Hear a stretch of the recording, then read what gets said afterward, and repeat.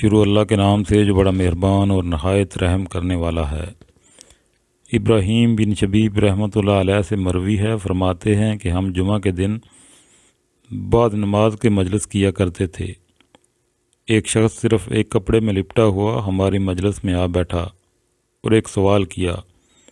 ہم لوگ مجلس کے برخاست ہونے تک مسائل فقیہ میں گفتگو کرتے رہے۔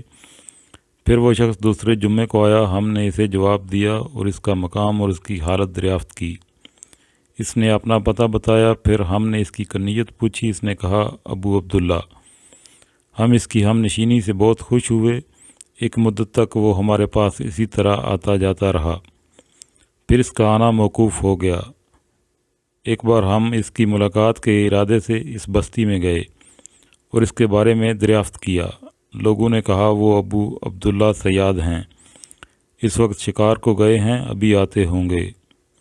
ہم انتظار میں بیٹھے تھے کہ وہ سامنے سے آئے، اور حال یہ تھا کہ ایک ٹکڑے کپڑے کی لنگی اور ایک ٹکڑے کی چادر بنائے ہوئے تھے، ہاتھ میں کئی پرندے زندہ اور کئی ایک ذبح کیے ہوئے۔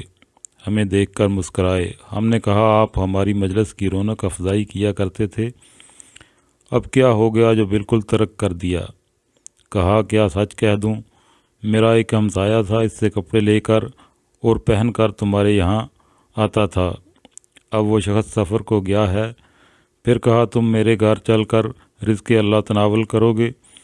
ہم ان کے مکان پر پہنچ کر بیٹھے اور اپنی بیوی کو ذبح کیے ہوئے پرندے پکانے کے لیے سپرد کیے، اور زندہ کو لے کر بازار گئے اور انہیں بیچ کر روٹیاں خرید لائے۔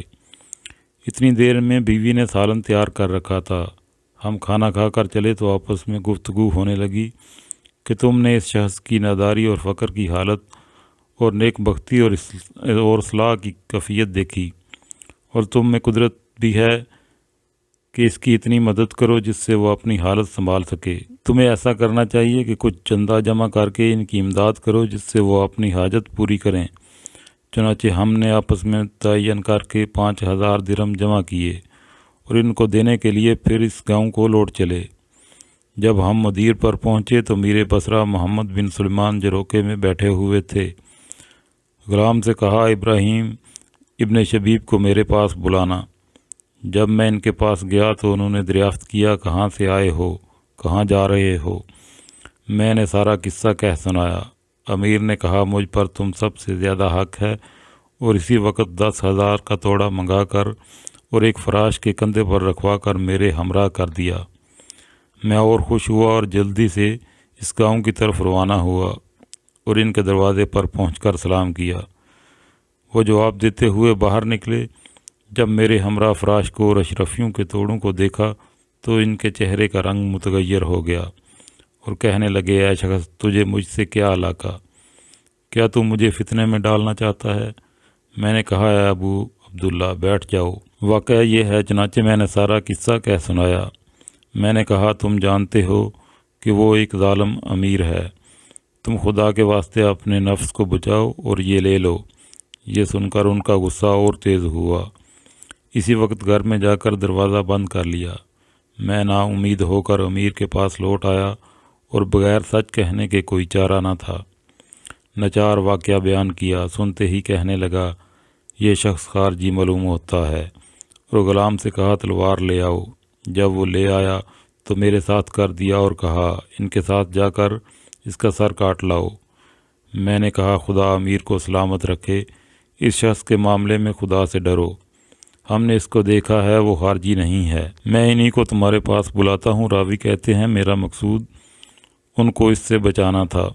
اس پر امیر کو اطمینان ہوا اور میں روانہ ہو کر ان کے دروازے پر پہنچا اور سلام کیا تو ان کی بیوی کو روتا ہوا پایا۔ کہنے لگی کچھ خبر بھی ہے تمہارے ابو عبداللہ کا کیا قصہ ہوا؟